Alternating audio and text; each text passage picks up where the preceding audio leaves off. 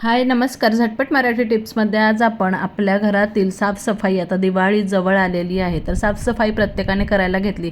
ती कुठल्या सिक्वेन्सने करायची म्हणजे पटकन होईल आणि कशाप्रकारे ती बघूया. तर पहिल्यांदा आपण सुरू करायची आहे साफसफाई, ती अगदी सोप्या रीतीने म्हणजे आपल्या भिंती आधी क्लीन करून घ्यायच्या आहेत, ज्याच्यावर भरपूर धूळ चढलेली असते. जर खूप धूळ असेल तर तुम्ही सरळ तुमच्याकडे जर व्हॅक्यूम क्लीनर असेल तर त्याचाच उपयोग करा. जर तुम्ही वारंवार झाडत असाल तर या प्रकारे तुम्ही डस्टर यूज करू शकता, जो माझ्याकडे हा बेंडेबल आणि लॉंग हँडल आहे तो.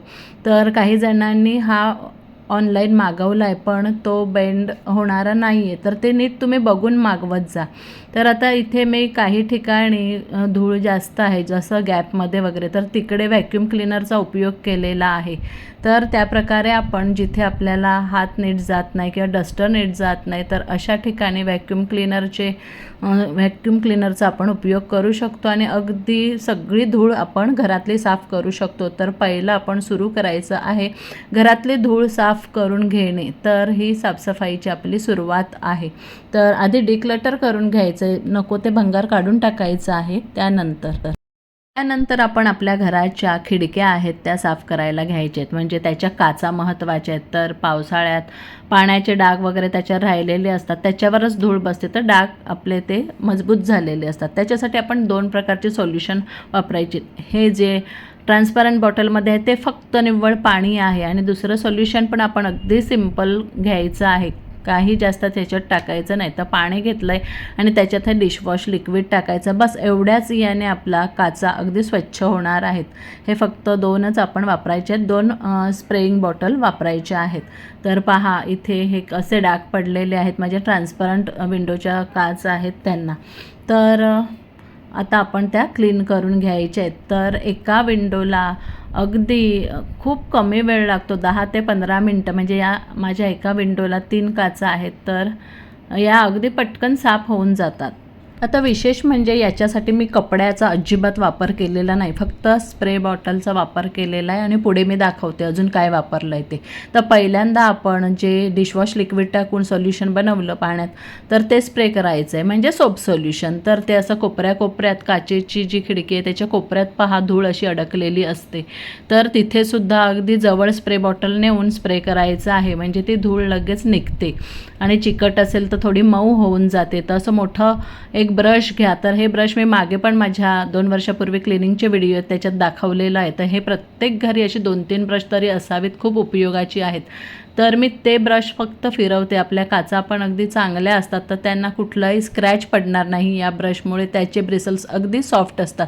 तर ते फिरवायचं आहे आणि जे मी कोपऱ्यात दाखवलेलं आहे तिकडे पण अगदी तुम्ही परत तो सोप सोल्युशन स्प्रे करून मग ब्रश फिरवू शकतात. अगदी परत स्प्रे केला तरी चालेल, कारण जर डाग जास्त असतील तर ते करावं लागतं. आता फक्त आपल्याला हा वायपर घ्यायचा आहे, साधा वायपर आहे जो किचन काउंटर टॉपला आपण वापरतो ड्राय करण्यासाठी, तर तसाच तोच मी घेतलेला आहे. तर तो फक्त आता पाणी फक्त आता वापरा, पाणी स्प्रे करायचं आणि हा वायपर असा खालच्या दिशेने खेचा, एकाच कुठल्या तरी डायरेक्शनला खेचायचा आहे, आडवा किंवा मग उभा. तर मी बाहेरच्या साईडने पण सेम वे करत आहे. अगदी तुम्हाला कुठल्याही कपड्याची गरज भासणार नाही, या वायपरने नीट होऊन जातं. पण तुम्ही वायपर हा चांगल्या क्वालिटीचा वापरा, म्हणजे त्याच्यामध्ये गॅप किंवा त्याचं एजेस कडा ज्या डिस्टर्ब नसतील असा वायपर यूज करा, तर एकदम छान क्लीन होऊन जातं. तर अशा प्रकारे मी पहा काचा अगदी क्लीन केलेल्या आहेत. जेमतेम मला 15 मिनटं पण नाही लागली या 3 काचांना, तर पटकन होऊन गेलेल्या आहेत. अशा प्रकारे तुम्ही काचा अगदी सोप्या पद्धतीने करू शकता.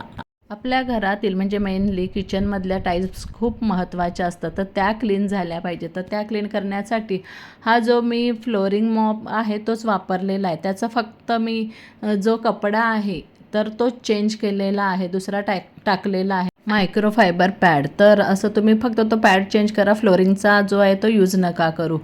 आणि या टाईल्ससुद्धा तुम्ही अगदी डिशवॉश लिक्विड सोप सोल्युशनने क्लीन करू शकता. आता या ज्या खालच्या टाईल्स आहेत जिथे आपला हात सहज पोहोचतो तिकडे मी आधी स्प्रे करून घेतलेला आहे. गॅस शेगडी जवळचं मात्र तुम्ही थोडंसं सोप सोल्युशन जास्त कॉन्सन्ट्रेट करा आणि ते त्याच्यावर स्प्रे करा, थोडा वेळ थांबा किंवा लगेच पुसलं तरी चालेल. टाईल्स खराब नसतील तर अगदी तुम्ही पटकन पुसू शकता, अगदी क्लीन होऊन जातात.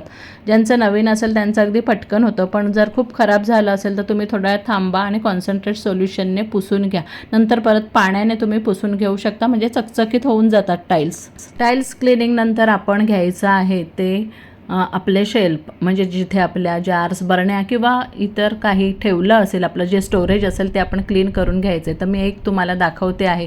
तर इथे पहा, या बरण्या ठेवलेल्या आहेत. तर यावेळी मात्र बरण्यांची जागा चेंज करणार आहे, कारण नवीन किचन आहे, अजून सेट झालेलं नाही. तर मी अशी बदलत असते जागा, का कुठली प्रॉपर मला मिळते आहे. तर आधी मी बरण्या काढलेल्या आहेत. आता काय झालेलं आहे, या बरण्या मी ऑलरेडी त्याच्यातलं सगळं काढून स्वच्छ करून भरूनच ठेवलेल्या आहेत. फक्त मला वरवर साफसफाई करायची आहे.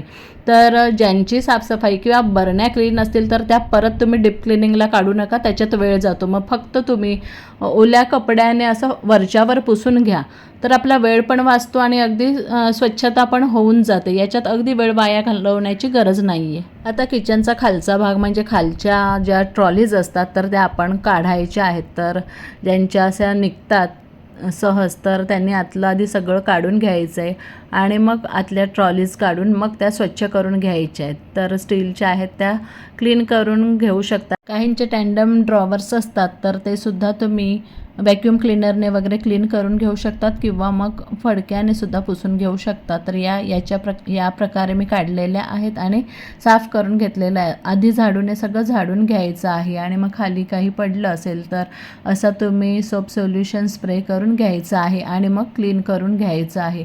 अगदी खूप स्वच्छ होऊन जातात, कारण खालचं फ्लोरिंग आपलं गुळगुळीत असतं, त्याच्यामुळे जास्त काही कष्ट लागत नाही. अगदी पटकन खालचे भाग होऊन जातात. आधी सगळ्या खालच्या ट्रॉलीज या प्रकारे आपण स्वच्छ करून घ्यायच्या आहेत, वरच्या घ्यायच्यात, त्याच्यानंतर मग सगळ्या खालच्या एका लाईनमध्ये करून घ्यायच्यात, म्हणजे अगदी आपल्याला सोपं जाणार आहे. पहा किती क्लीन झालेलं आहे. तर जर जास्त काही खाली चिकट पडलं असेल तर तुम्ही परत एकदा स्प्रे करून ते क्लीन करू शकतात.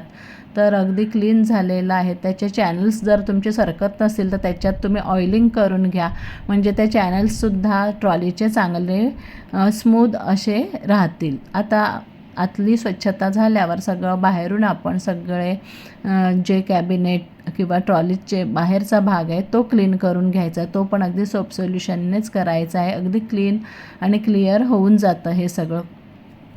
हे सगळं झाल्यानंतर आपण फ्लोअर क्लिनिंग करायचं आहे आणि फ्लोअर क्लिनिंग नंतर काय शेवटी करायचं ते सुद्धा दाखवते. तर सगळ्या घराच्या आपण लादी किंवा फरशी त्या पाण्यामध्ये थोडंसं आपण व्हिनेगर टाकायचं आहे आणि थोडंसं मी जे डिटर्जंटसाठी कम्फर्ट वापरतो ते सुगंधासाठी टाकलेलं आहे आणि त्याने मी फरशी क्लीन करून घेतलेली आहे. थोडंसं तुम्हाला जर आला टाकायचं असेल लादी चमकवण्यासाठी तर ते सुद्धा टाकू शकता, पण अगदी कमी प्रमाणात टाका. तर अशा प्रकारे घरच्या घरी आपण साफ करू शकतो. आता हे जे कोपरे आहेत ते काळे राहिलेले असतात, तर कोपरे तुम्ही आधी वाटल्यास साफ करून घ्या, म्हणजे घरातले कुठलेच कोपरे काळपट राहणार नाही. तर मी आता सोडा टाकलेला आहे, त्याच्यावर व्हिनेगर टाकून थांबलेली आहे आणि मग असे क्लीन केलेत ब्रशने. तर हे मी आधीसुद्धा हा हॅक दाखवलेला, त्याच्यामुळे मी तीच क्लिप परत घेतलेली आहे. तर अशा प्रकारे तुम्ही कोपरे साफ करून घ्या आणि त्याच्यानंतर पूर्ण मग फ्लोरिंग क्लीन करून घेऊ शकतात. तर फ्लोरिंगला तुम्ही एखादं बाहेरचं विकतचं सोल्युशन पण आणू शकतात. पहा किती खराब हे निघालेलं आहे तिथलं डस्ट आणि जो काळपटपणा चिकटपणा आहे तो निघालेला आहे. नंतर तुम्ही या प्रकारे स्वच्छ करून घेऊ शकता. तर फ्लोरिंगसुद्धा क्लीन झालेलं आहे.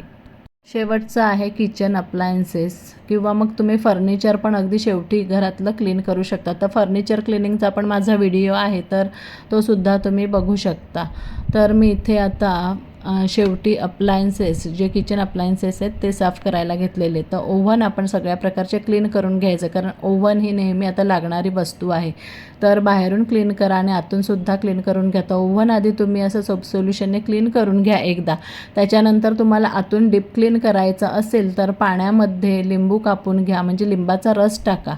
लिंबाच्या रसाने काय होतं सांगू, ओव्हनमध्ये जो वास अडकलेला असतो, आपल्या वेगवेगळ्या प्रकारचं अन्न असतं, जे नॉनव्हेज खातात तर त्यांच्या इथे ओव्हनमध्ये जास्त वास असा राहिलेला असतो, तर तो काढून टाकण्यासाठी आपण हे लिंबाचं असं पाणी बनवायचं आहे. ते लिंबाची फोड त्याच्यातच टाका आणि मग तुम्ही अगदी 1 मिनिटासाठी किंवा अर्ध्या मिनिटासाठी मायक्रोवेव्हवर हाय पॉवरला लावा.